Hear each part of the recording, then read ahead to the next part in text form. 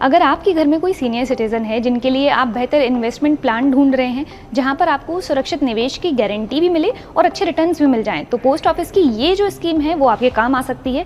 नमस्कार, मैं हूं ऋतु शर्मा, आप देख रहे हैं zbiz.com।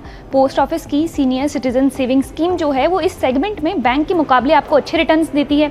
दूसरा, यहाँ पर आपको सिक्योर जो इन्वेस्टमेंट है उसकी गारंटी मिलती है। तीसरा, आपको यहाँ पर मिलता है टैक्स बेनिफिट। यहाँ पर आपको जो ब्याज दे रहे हैं फिलहाल 7.4% की सालाना दरों पर दी जा रही हैं। तो आइए इसे थोड़ा डिटेल में समझ लेते हैं। शुरुआत कर लेते हैं एलिजिबिलिटी क्राइटेरिया से। यहाँ पर जो एलिजिबिलिटी क्राइटेरिया है, 60 साल से ऊपर के कोई भी सीनियर सिटीजन इसमें अपना इन्वेस्टमेंट शुरू कर सकते हैं।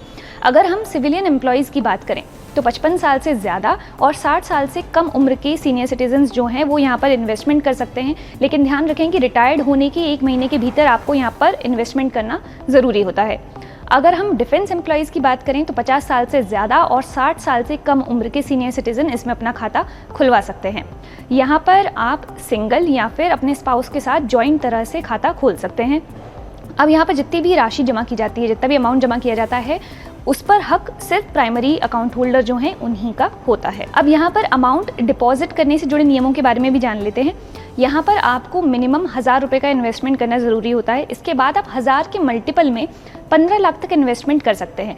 15 लाख से ज़्यादा पैसे जो हैं आप इसमें इन्वेस्ट नहीं कर सकते। अगर आप करते भी हैं तो वो आपको रिटर्न कर दिए जाते हैं तुरंत। दूसरा, यहाँ पर आपको मिलता है इनकम टैक्स के सेक्शन 80C 1961 के तहत टैक्स बेनिफिट। अब जान लेते हैं कि यहाँ पर अकाउंट होल्डर्स को कितना इंटरेस्ट मिलता है। तो पहली ज़रूरी बात तो ये कि यहाँ पर तिमाही यानी कि क्वार्टरली आधार पर जो इंटरेस्ट है वो दिया जाता है। अगर जो क्वार्टरली बेसिस है, इस दौरान अकाउंट होल्डर्स इस पैसे को क्लेम नहीं करते हैं, इस इंटरेस्ट को क्लेम नहीं करते हैं, तो ये बात आप ध्यान रखें कि इस इंटरेस्ट के ऊपर आपको कोई और एडिशनल इंटरेस्ट नहीं दिया जाता है। दूसरा, अगर आपका जो इंटरेस्ट है वो एक फाइनेंशियल ईयर में 50,000 रुपये से ज़्यादा होता है तो इस पर टैक्स की देनदारी बनती है। लेकिन अगर आप 15G और 15H फॉर्म जो हैं वो जमा कर लेते हैं तो आप टैक्स बेनिफिट ले सकते हैं। साथ ही साथ अगर आपने एक फाइनेंशियल ईयर में 50,000 से कम ही इंटरेस्ट गेन किया है तो भी आपको टैक्स इस पर नहीं देना होता। अब अकाउंट के प्री मैच्योर क्लोजर से जुड़े नियमों के बारे में भी जान लेते हैं।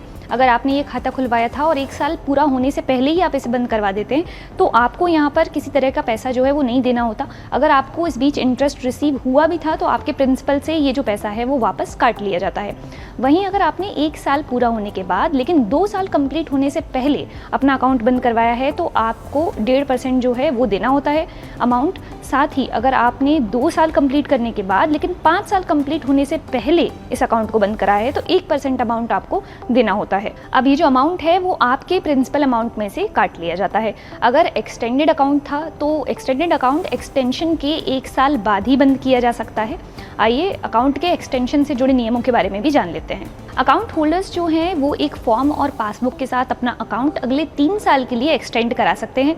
मैच्योरिटी के 1 साल के अंदर आपको एक्सटेंशन फॉर्म जमा करना होता है, उसके बाद आप अपना अकाउंट एक्सटेंड नहीं करा सकते। अब ऐसी कंडीशन में जो एक्सटेंड किए गए अकाउंट हैं वो मैच्योरिटी के समय जो इंटरेस्ट रेट था उसी रेट पर इंटरेस्ट आगे गेन करेंगे। आप समझ लेते हैं कि पोस्ट ऑफिस की इस स्कीम में आप खाता कैसे खुलवा सकते हैं। आप किसी भी नज़दीकी पोस्ट ऑफिस में विजिट कर अपने जो KYC डॉक्यूमेंट्स हैं वो और एक फॉर्म के साथ इस खाते को खुलवा पाएंगे।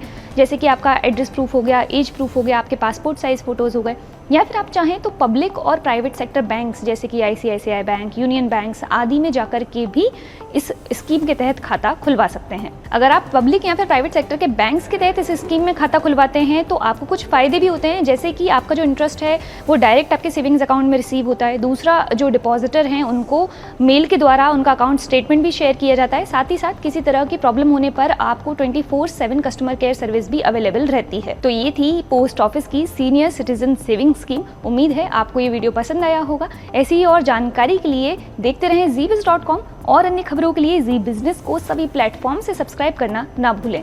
नमस्कार।